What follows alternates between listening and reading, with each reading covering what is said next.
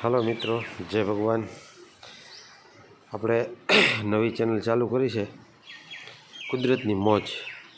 એમાં તમને અવનવા વિડીયો એવા જોવા મળશે કે જે બિલકુલ કુદરતને લગતી છે।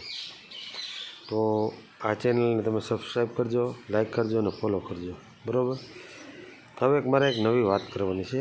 આજે ખાસ મને એક ધ્યાનમાં આવ્યું કે હું દિવાળી ઉપર જે કાળી ચૌદસની દી એક હનુમાનજીના મંદિર પાસેથી નીકળો ને તો ત્યાં બધા વડા ચડાવતા હતા, તેલ ચડાવતા હતા અને એ હનુમાન બાપા આખા ડટાઈ ગયા હતા કોઈ વડાથી અને તેલની રેમ સેલ તેલ તેલ બધે।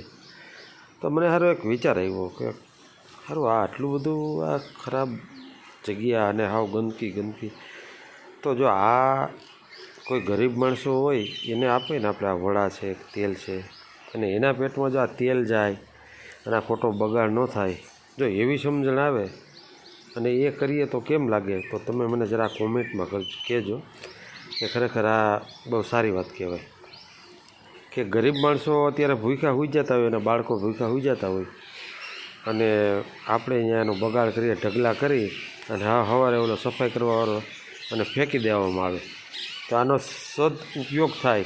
તેલ અત્યારે કેટલું મોંઘું છે મિત્રો। તો આ માટે મારે તમારી બધાની રાય જોઈ છે, કોમેન્ટ જોઈ છે। તો મિત્રો આ વિડીયોને જેમ બને એમ તમને ગમ્યો હોય તો શેર કરજો અને આપણી નવી ચેનલ છે કુદરતની મોજ, એમાં નકરા તમને કુદરતી જ દ્રશ્યો છે, પહેલાં જૂનવાણી જે કાંઈ હોય, પહેલાંના રેણી કેણી, પહેલાંની વસ્તુઓ, એ બધું હું તમને વિડીયોમાં બતાવીશ। પણ ચેનલને સબસ્ક્રાઈબ કરજો અને ફોલો કરજો અને શેર કરજો, લાઈક કરજો।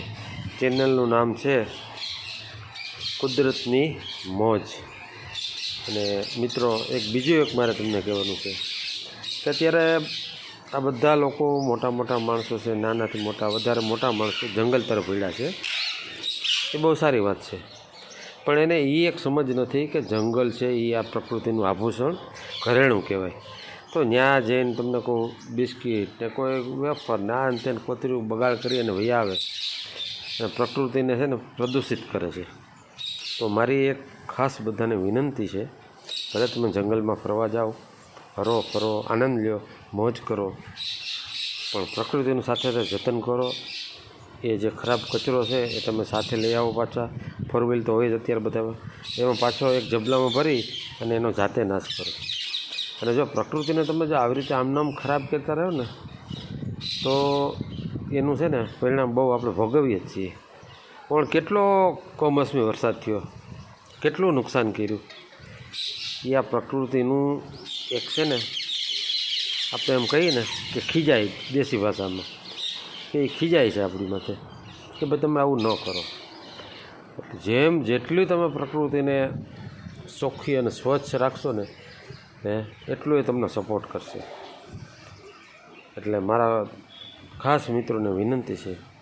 અને મિત્રો તમે, મારો તો અનુભવ નથી પણ આ બધાને મારો પણ અનુભવ, બધાનો એક અનુભવ હું તમને કહું કે તમે એક વસ્તુ તમારા જીવનમાં તૂટશે ને અને જો તમે આવા સારા કાર્યો કરતા હશો, પ્રકૃતિ, કોઈ કબૂતરને ચણ નાખો, ચકલાઓને ચણ નાખો, કોઈ ઉનાળામાં પાણીના કુંડિયા બાંધો, જો આવું તમે કરો ને તો પ્રકૃતિ તમારી હાઈ રહેતી, આખું અસ્તિત્વ તમારી હાઈ રહેતી।